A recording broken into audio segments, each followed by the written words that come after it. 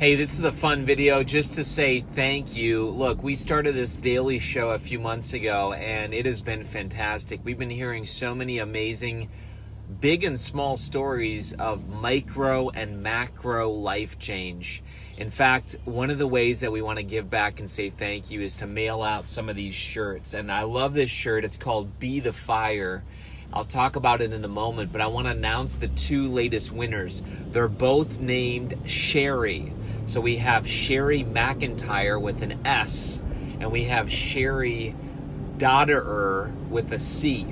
So the team went through, looked at the people who were making comments on YouTube, comments on iTunes, and just engaging with the content, and they picked both of you winners. So they're reaching out to you, they're getting your sizes, and they're going to ship these to you absolutely free. Let me tell you really quick whether that's you who won or not. I want to just talk to you about Be the Fire. And if you didn't win, we're going to be picking some more names here soon. So make sure you subscribe, share, tag someone. Look, the goal is this. We're not selling anything in the Daily Show. We're not. What we're doing is we are basically wanting to start people's day with a spark. So many people, they first thing they do is they check their email. They get out of bed, they check their email, maybe while in bed, and their whole day is reactionary. In other words, they're letting themselves, they're letting life happen to them rather than happening to life. And many people, what do? They pop carbs, caffeine, and sugar into their bodies the first thing out of bed. What happens with that? Sugar rush, caffeine fix, right? Carb crash. I mean, all these different things are happening, and many people are just letting life happen to them, and that is not someone who is the fire, right? Look, when you bring the fire, when you be the fire in life, what you do is you show up filled up. People can pick this up, even if they're across the room at a restaurant, they see you in line at a store, they can tell something differently about you because you are choosing to be the fire in life.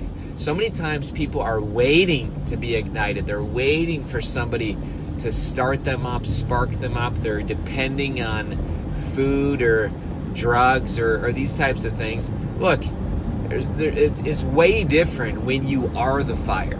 And so we've seen people, sure, they've had better marriages, better relationships with their teens, with their kids, more sales at work, more meaningful relationships, more purpose. Look, when you be the fire, and look, we all need to do this. There's times that I drag in my day just as well, and immediately I try to catch myself and say, look, are you going on fumes, man, or are you being the fire? And that's what I try to do every single day, is whatever thing I'm doing, whatever person I'm engaging with, I want to be the fire. And let me tell you what, you will be an outlier. You will stick out in this strange, attractive way. I tell people often, clarity attracts, confusion repels.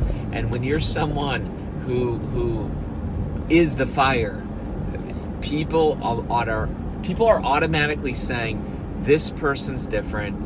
I want to be around that. And people do. Positive people, winners, victors, they flock to people who are the fire. Negative people, they don't want to hear it. Negative people, they don't get their audience. They don't get their affirmation. They don't get their needs met by people who are the fire. Negative people, man, they run. They're like, what? You're positive? I don't want to hear that. I'm not talking about a fake positivity either, because by nature, I think I grew up as a pessimist, but I chose to become a learned optimist, right? I think there's a book on that too. But I chose to be someone who manages my emotions, who shows up. You are the CEO of a cool little company called YOU. My friend Chet Scott says that often. But let's be people today who are the fire. And hey, maybe we can ship one of these to you very soon. We'll talk soon.